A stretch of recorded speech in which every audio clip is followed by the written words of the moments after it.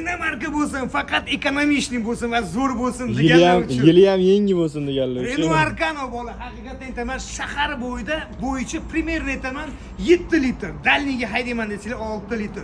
Holati zo'r mashina, 2022-yil 80 ming yurib turgan mashinadan bittasi. Qiziqarli bo'lsa, srosh aloqa chiqinglar. Inomarka 6 litr, 7 litr yeydigan mashina. Bolalar. Esingizda bo'lsa, eski obunachilarimiz biladi bu mashinani. Bunga polniy detailing polirovka keramik sostav qilib berganmiz o'zimiz. Shum izolyatsiya qiladiganimiz eng qiziq joyi shuki, bu Renault Arcanoda zavodskoy o'zi monitori turibdi o'g'lim, qaragin.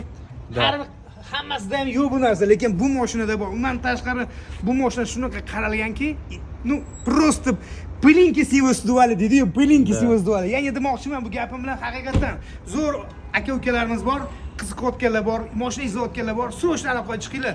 Kartal hech qachon sizlarga yomon mashina tavsiya qilmaydi.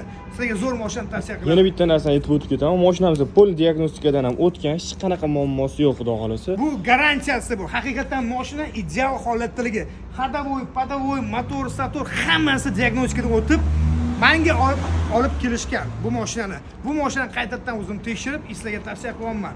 Shoshilib qolinglar.